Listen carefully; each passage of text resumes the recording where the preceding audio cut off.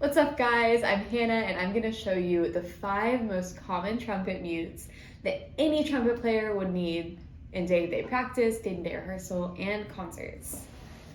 So, come over here with me.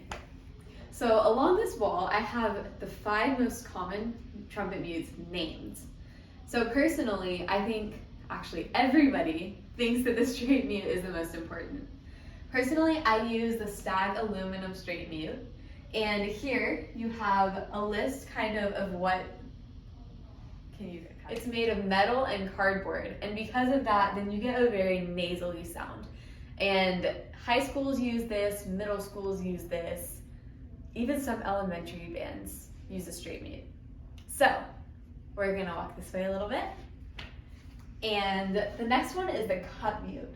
I use the ProTech Liberty Trumpet adjustable cup mute. So because the one that I use is adjustable, I can affect how soft or how loud it is by adjusting the cup part of the mute. This one has a more muffled sound than the straight mute has, which can be really important. This is something that a lot of high school and college bands will use.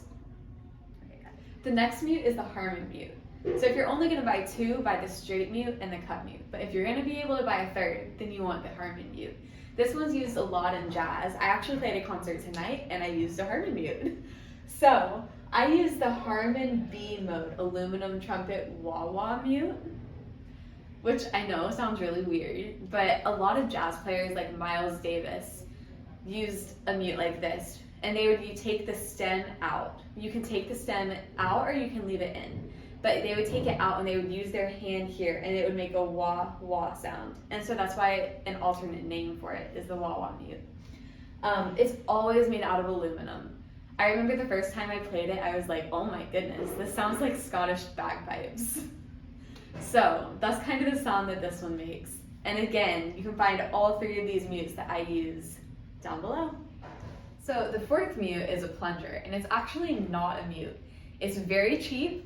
You go to Lowe's, you go to Target, you go anywhere, you can go on Amazon, and you can buy a plunger that you would use in a toilet. And I know that sounds weird, but it covers the bell of the trumpet and you can manipulate the sound by moving it back and moving it forward. And it, again, like the Harmon mute, makes kind of a wah-wah sound, but you do it by moving the plunger itself. So this one is very cheap. Anyone should be able to buy it. It's used a lot in jazz. Again, I used this one tonight, actually. And so, but if you don't have that, then you can always put your hand in the bell and move it back and forth, move it out and move it in. And it'll have less of an effect, but it'll make the same effect. So the last mute that I use on a regular basis is a practice mute. And when I was going through college auditions and when I'm playing a gig, I'll use this to warm up. I'll use it to warm up in a hotel room and nobody in the next room can hear it.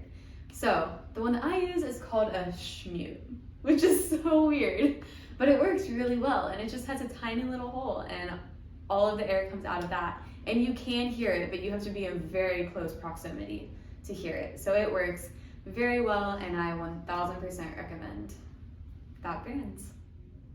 So those are the 5 mutes that I use most often. You can find 4 of the links down below. And for a plunger, just go to Target, go to Lowe's, go anywhere and you'll find it. See ya!